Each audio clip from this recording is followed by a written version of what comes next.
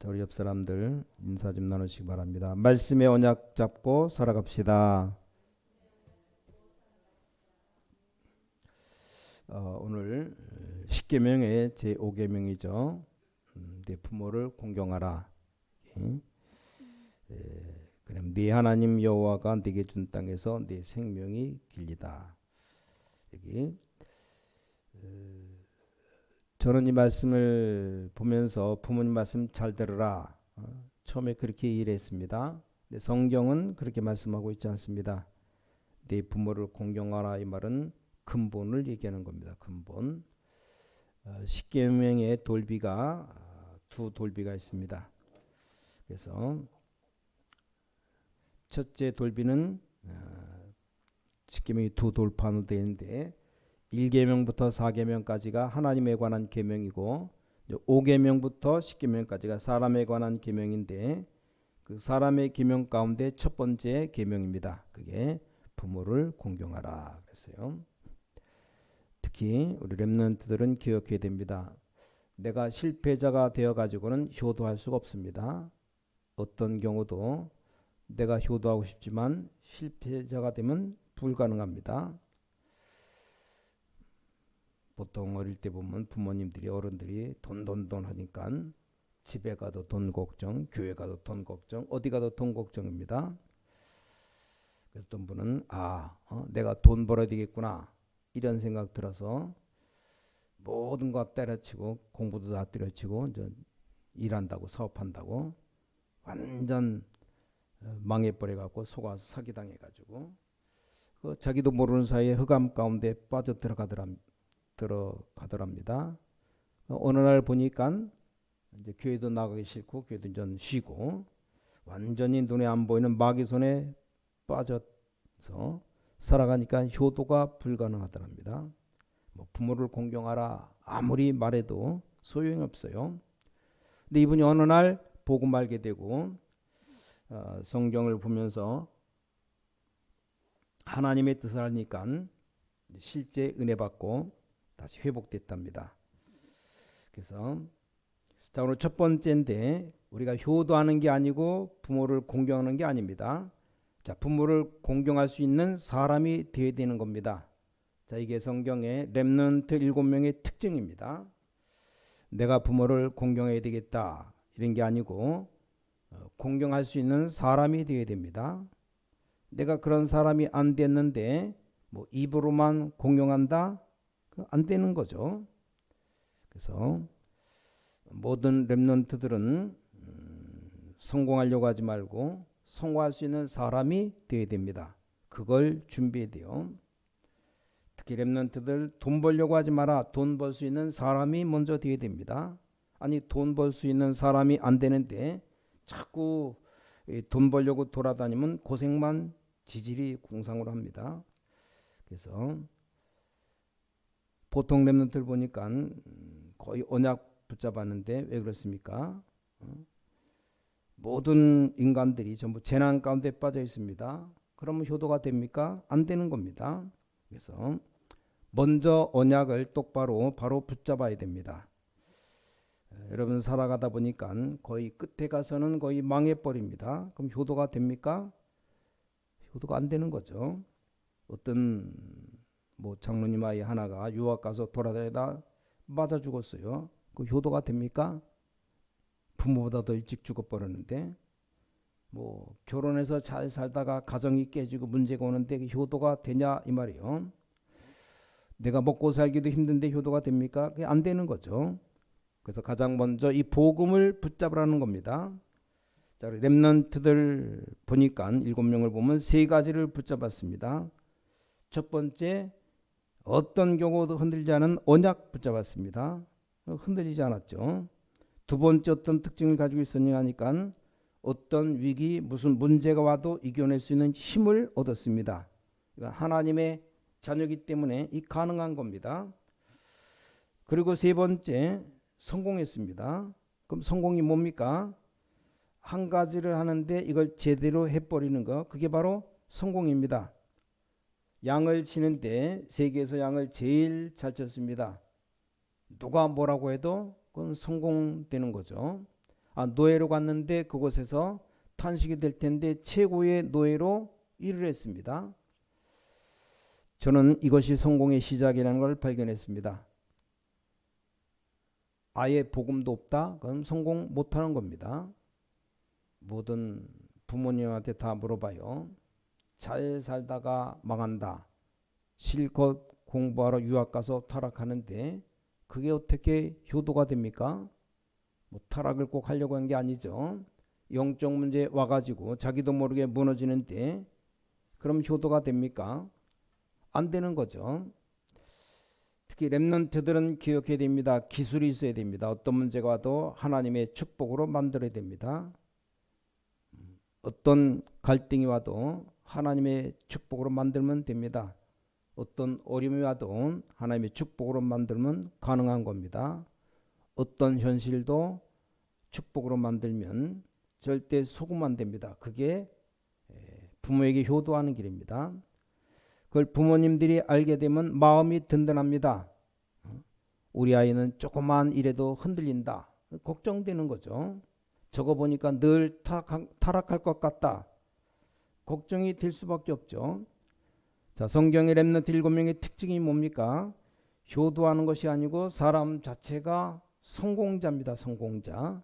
그리고 언약 가지고 있었기 때문에 절대 흔들리지 않습니다. 진짜 복음 알고 있었기 때문에 망할 수가 없어요. 자, 창세기 3장 15절 언약은 벌써 요셉, 모세가 벌써 다 가지고 있었기 때문에 절대 망할 수가 없죠. 그리고 한 가지 일을 하면 제대로 했습니다. 그게 성공자입니다.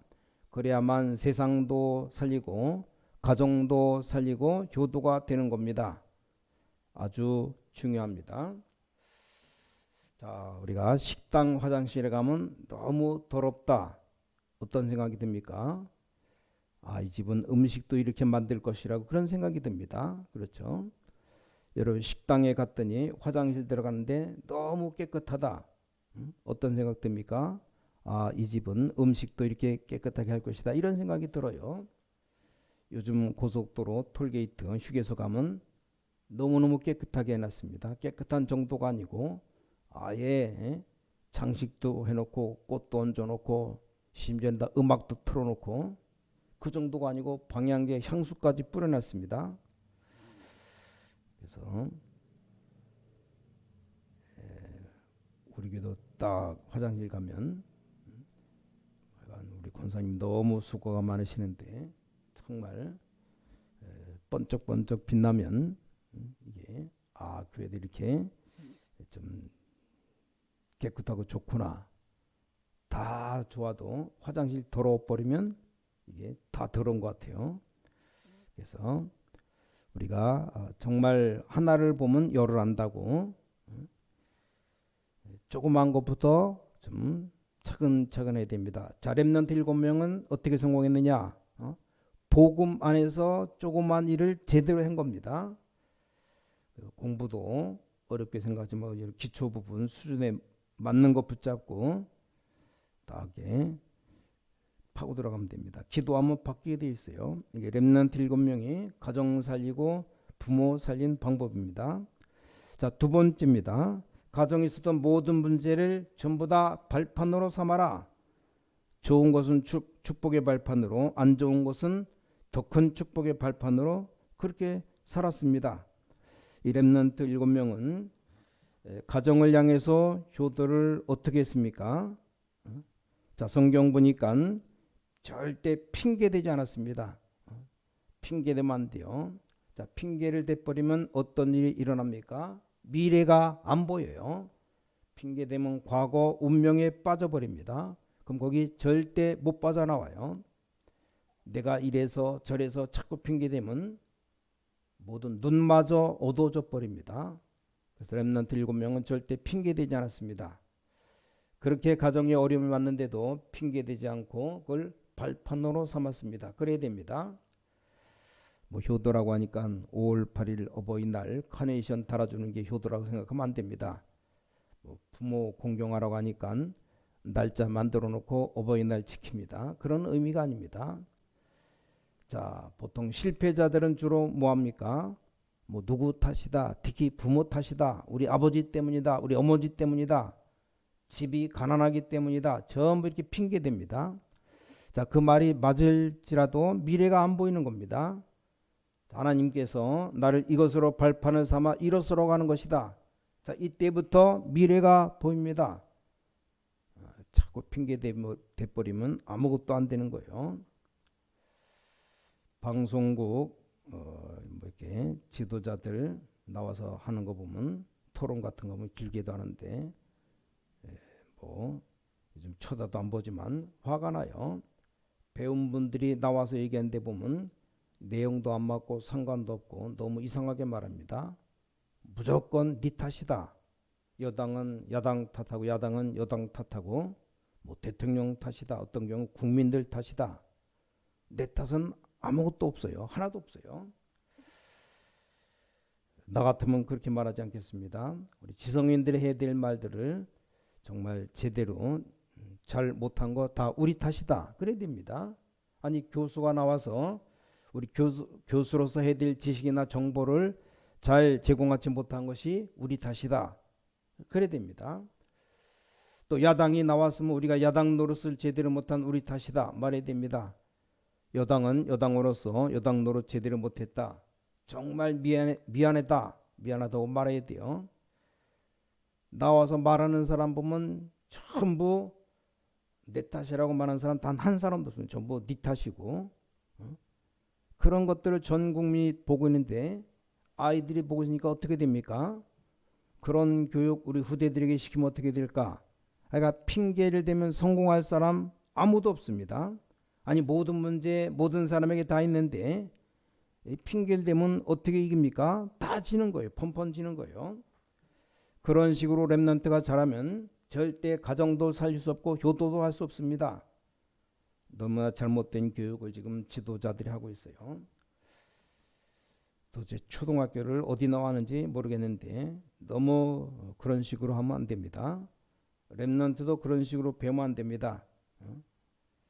하여간 대화할 때 내가 좀 부족하다, 내가 잘못했다, 내 탓부터 내놔야 됩니다. 부모님 탓이 아닙니다. 부모님들이 고생 속에서 그런 발판 만든 것은 그 발판을 밟고 뛰라는 거죠.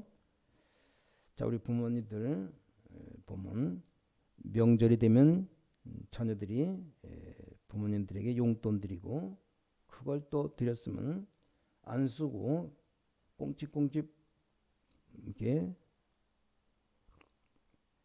주머니에다 놓고 있다가 좀 못 사는 자녀 오면 또 손자 손녀들에게 다 줍니다.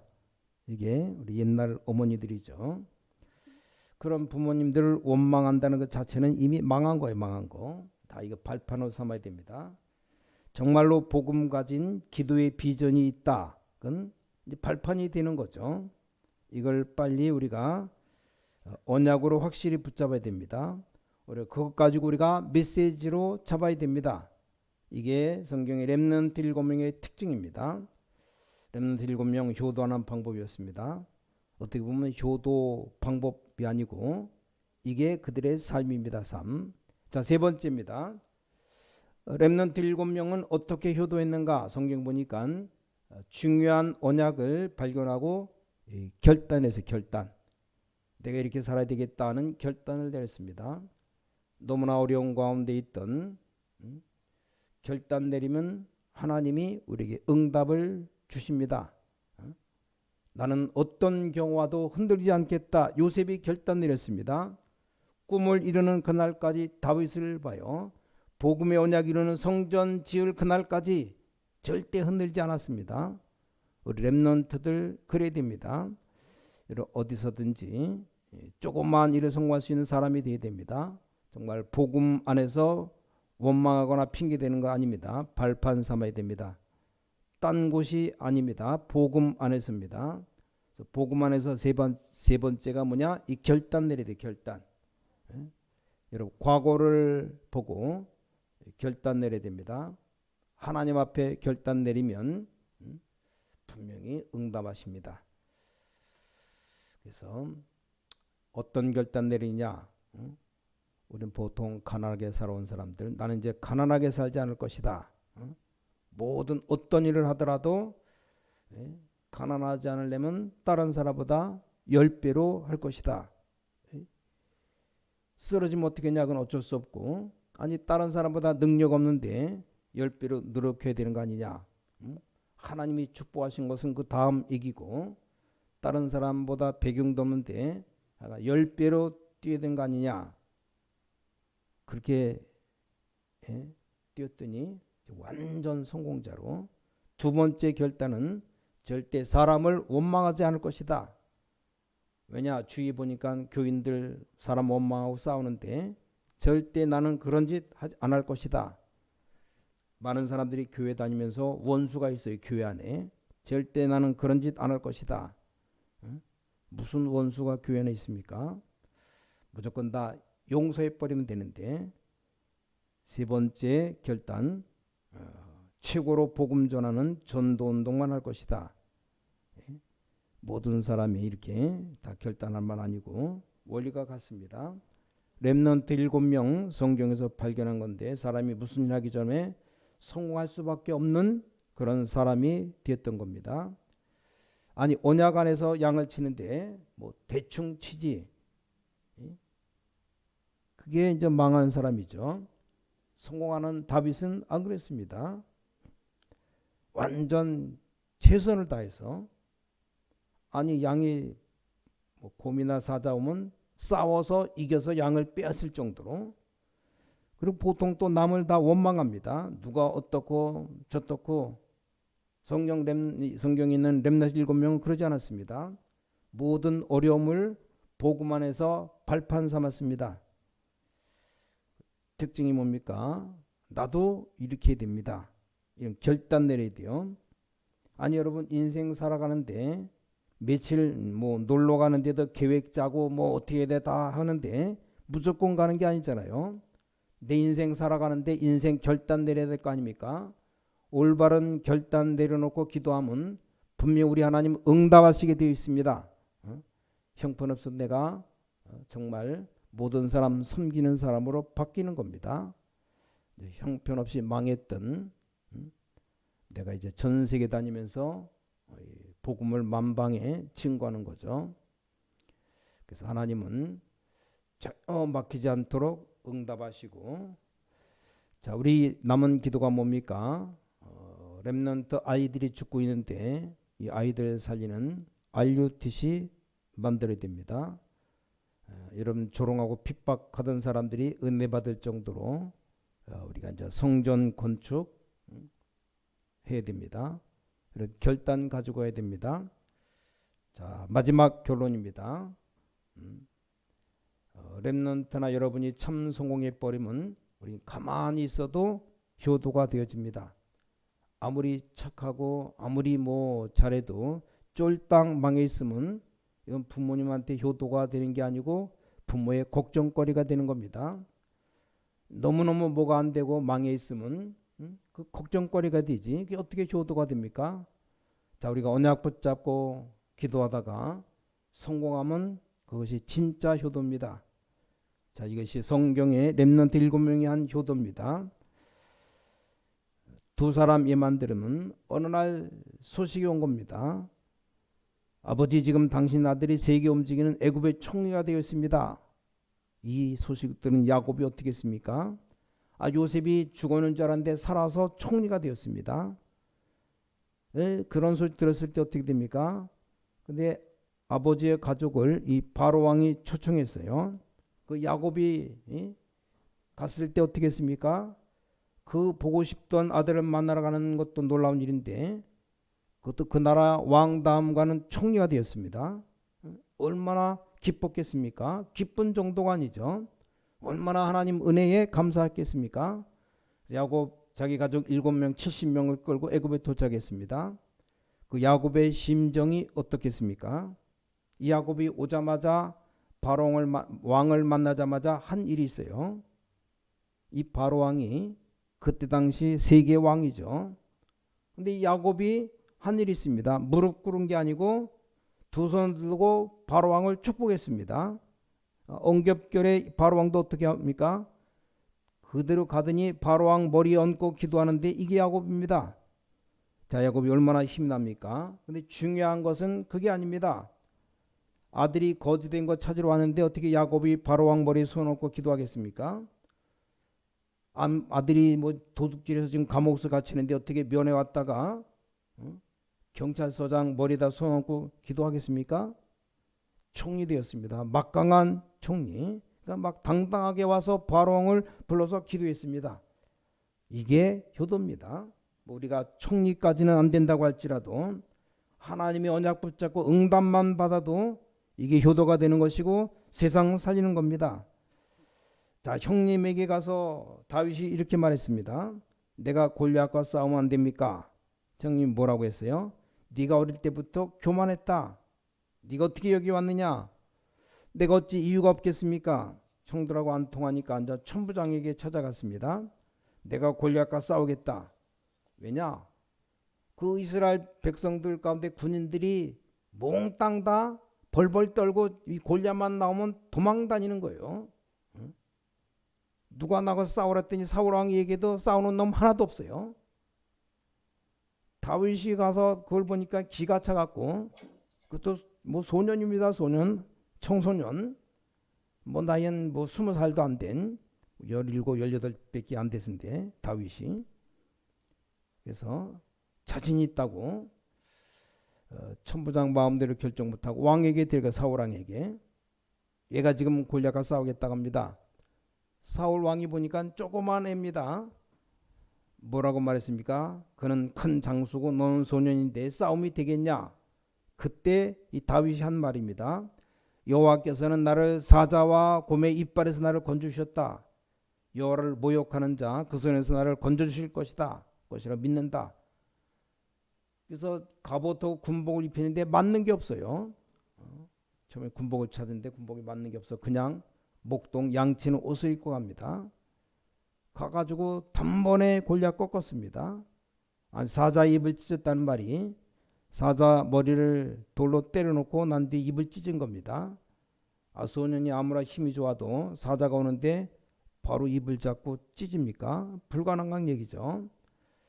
사자 오니까 물맷돌 가지고 딱 던져서 머리통 급소를 떼고 정통 맞고 쓰러지니까 입을 찢은 겁니다. 왜 찢었냐? 양을 물고 있었으니까. 양을 건져야 되니까 빨리 머리를 돌로 때려놓고 또 한 발로 이빨 한쪽 붙잡고 찢었을 겁니다. 그 얘기를 사울 왕에게 한 겁니다. 골리앗 앞에 가서 단번에 꺾었어요. 그러니까 엉겹결 했든지 뭐 어떻게 됐든지 하여간 골리앗 허리에 있는 칼을 빼서 목을 날려버렸습니다. 이게 계획 세우자면 안 되는 거죠. 내가 반드시 목을 잘라오겠다. 40일 동안 여호와를 모욕하는 저자의 목을 자르겠다. 잘라가지고 머리를 들고 갔습니다. 그제서 사울 왕이 놀랐습니다. 그때 사울 왕이 다윗을 자세히 본 겁니다. 내가 누구냐 물었어요. 묻기를 내가 네 집 아들이냐? 그때 다윗 대답했죠. 아주 예의 있게 대답했습니다. 주의 종 베들레헴 사람 이새의 아들입니다. 우리 같으면 그냥 이새의 아들이다 아니면 베들레헴 사람입니다 할 텐데 주의 종 베들레헴 사람 이새의 아들입니다. 우리 렘넌트가 성공하면 누구 이름이 나타납니까? 주의 영광이 나타나야 됩니다. 여러분 성공하면 누가 나타납니까? 고향이 나타나는 거예요. 올림픽 가서 금메달 땄다. 어느 나라 사람이냐? 어느 지역 사람이냐? 그 다음에 누가 나옵니까? 그 다음에 아버지 이름이 나옵니다. 요즘은 엄마 이름 나와요. 김경숙 씨 아들 김성광 최고 지금 장관 됐다. 엄청난 뭐 갑부가 됐다. 이름 나오는 거예요.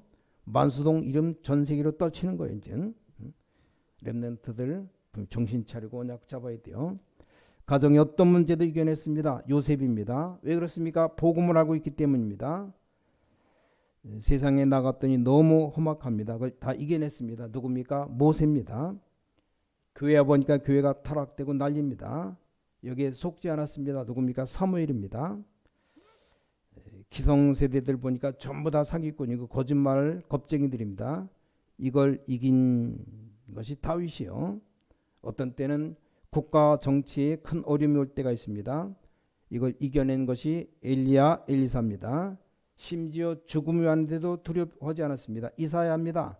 어떤 핍박도 두려워하지 않았습니다. 그게 바울, 디모데 같은 그런 인물입니다. 자, 그래서 오늘 여러분 말씀 보시면서 그냥이 아니고 제가 성경 전체를 얘기한 겁니다. 자, 내 부모를 공경하면 간단한 얘기인데 이게 간단한 얘기가 아닙니다. 우리는 세 가지를 하지 말아야 됩니다. 뭡니까? 핑계대지 말아라.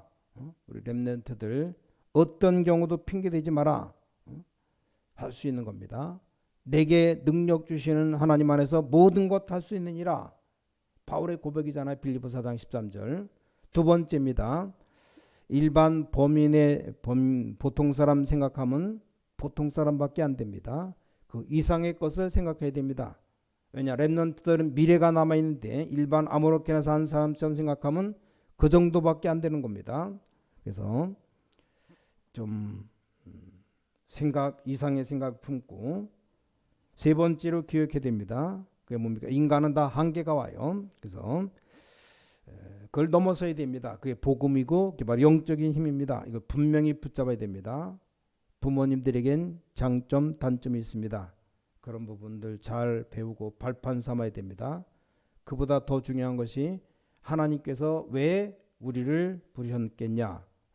지구상에 하나님 없다고 살아가는 사람 너무 많은데 얼마나 큰 문제가 왔습니까? 그들에게 알려줘야 됩니다. 하나님 없다고 말한 공산주의 망해버렸어요. 하나님 모르고 영적 문제 모르는 사람 얼마나 많습니까? 그들에게 알려줘야 됩니다. 그러기 위해서는 오늘 이 언약 붙잡고 승리해야 됩니다.